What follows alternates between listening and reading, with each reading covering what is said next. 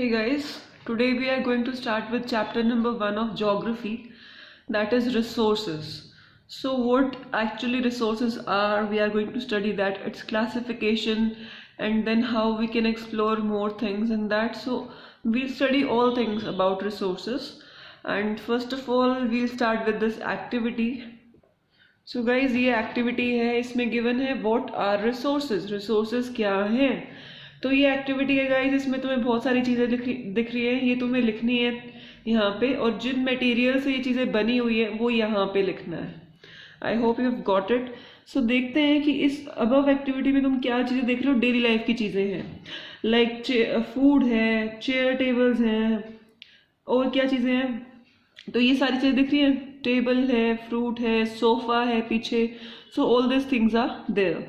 सो अब फ्रूट्स और वेजिटेबल्स हमारा खाना बनाने के लिए यूज़ होती हैं। कॉटन सिल्क हमारा कपड़े बनाने के लिए यूज़ होते हैं। सीमेंट ब्रिक्स वगैरह जो होती हैं वो हाउसेज या कोई भी बिल्डिंग्स कंस्ट्रक्ट करने के लिए यूज़ होते हैं। कार्स, बसेस ट्रांसपोर्टेशन के लिए होती हैं। And these things that are use to lead comfort. तो ये थिंग्स जो, ये चीज़ें जो होती हैं, ये हमें कंफर्टेबल लाइफ जीने में हेल्प करती है। ठीक है, सो कंफर्टेबल लाइफ, तो इनको हम बोलते हैं रिसोर्सेज।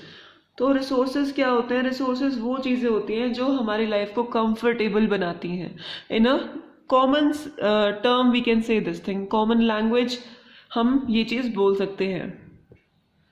अब गाइस की how are boundaries of nature converted into usable resources, कि हम चीज़ों को कैसे जो है यूज़ करने में बना सकते हैं, हम चीज़ों को कैसे कन्वर्ट कर सकते हैं उन चीज़ों में कि वो हमारे यूज़ में आ जाए, वो हमारे काम में आ जाए। तो यहाँ पे बहुत सारी चीज़ें हैं, ये एक्टिविटी तुम्हें खुद करनी है।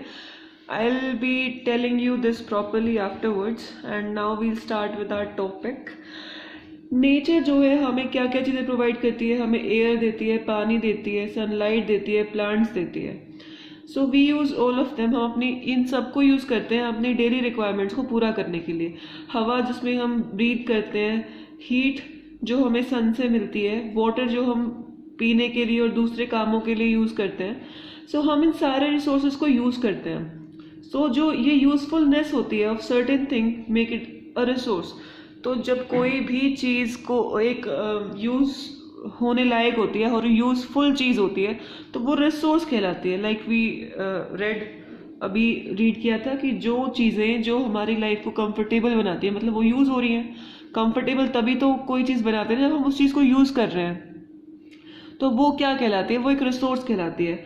सो अब तुम ऊपर वाली एक्टिविटी में, इसमें क्या है कि सोलर एनर्जी देखी होगी तुमने, यहाँ पे सी सोलर एनर्जी की चीज़ें, आई मीन सोलर एनर्जी की रखी हुई है ऊपर बिल्डिंग के ऊपर। एंड इसके थ्रू फूड कुक किया जा रहा है, इसके थ्रू यहाँ पे फूड कुक किया जा रहा है, क्योंकि इलेक्ट्रिसिटी वगैरह इन सब चीज़ों की ज़रूरत होती है। So for that so matter solar energy का यूज़ किया जा रहा है। So every resource has a value attach to it. तो हर एक रिसोर्स की कुछ ना कुछ वैल्यू होती है। Every resource has a value attach to it. This value में भी इकोनॉमिक और एस्थेटिक इन नेचर। तो ये वैल्यू जो है वो इकोनॉमिक पैसे के रूप में भी हो सकती है और एस्थेटिक भी हो सकती है नेचर में। And what do you mean by aesthetic? Actually जिसकी जो वैल्यू है वो ब्यूटी के रूप में हो, that is aesthetic in nature. So जो अच्छी लगे दिखने में। सो रिसोर्स जो है वो वैल्यूएबल तभी होता है जब एक इंसान उस चीज़ उससे सेटिस्फाई होता है। So we throw away the peels of fruits. Like हम जो है, हमने ऑरेंज छीला तो उसके छिलके को तो हम यूज़ नहीं कर रहे हैं, तो वो यूजलेस है हमारे लिए। तो if we collect the peels and use them to make compost then they are useful. अगर हम उसको पील को रख के उसको कंपोस्टिंग के लिए यूज़ करते हैं तो वो प्रोडक्ट हमारे लिए यूजफुल हो जाता है, otherwise that is useless. So economic value जो है रिसोर्स की वो चेंज होती रहती है समय के साथ। Like teeth cleaning, neem twig use by our grandparents. पहले जो है दातुन का इस्तेमाल करते थे हमारे दादा दादी वगैरह। सो अब उसकी कोई कमर्शियल वैल्यू नहीं रह गई है। आज की डेट में हम लोग टूथपेस्ट का यूज़ करते हैं, तो टूथपेस्ट कंपनीज चल रही हैं। अब टूथपेस्ट कंपनीज क्या क्लेम करती है कि जितने भी इंग्रेडिएंट्स चाहिए होते हैं नीम वगैरह, वो सब हमारी टूथपेस्ट में अवेलेबल हैं। तो लोग उस चीज़ को ज़्यादा वैल्यू करते हैं और फिर वो दस making Neem a profitable resource. तो नीम जो है वो प्रॉफिटेबल रिसोर्स किसके लिए बन गया? हमारी टूथपेस्ट कंपनीज के लिए। अभी गाइस तुम्हें ये इमेज को देखना है एंड बताना है कि इसमें क्या चीज़ें हो रही हैं। So is there only one type of resource? तो क्या सिर्फ एक ही टाइप का रिसोर्स होता है या अलग अलग टाइप के रिसोर्सेज होते हैं? So we will study that in this topic. And in the past there were useful elements. Past में बहुत सारे यूजफुल एलिमेंट्स थे that were available in nature, जो नेचर में अवेलेबल थे। तो ह्यूमंस जो थे वो उनको यूज़ करना नहीं आता था, उनको प्रैक्टिकली उस चीज़ को यूज़ करना नहीं आता था क्योंकि उनके पास नॉलेज नहीं थी कि उनको कैसे यूज़ करें।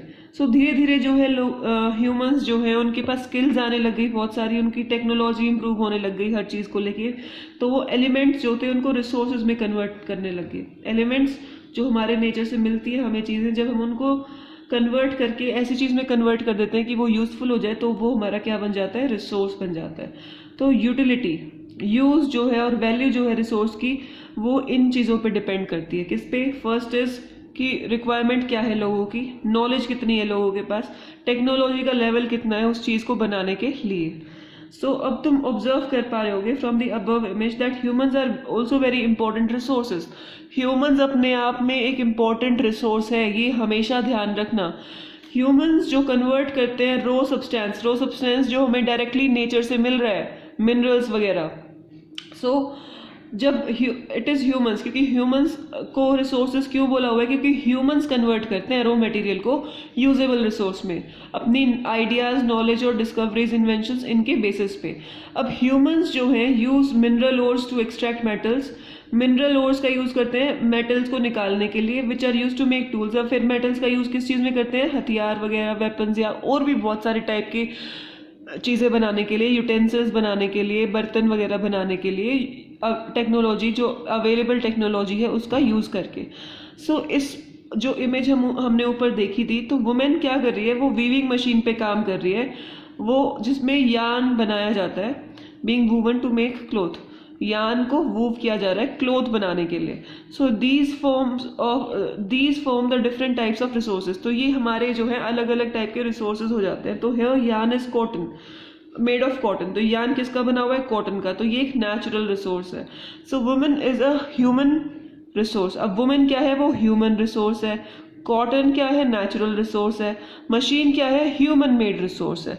सो देखो यहाँ पे डिफ्रेंशिएशन हो गया अलग अलग चीज़ों में, human resource, natural resource, human made resource.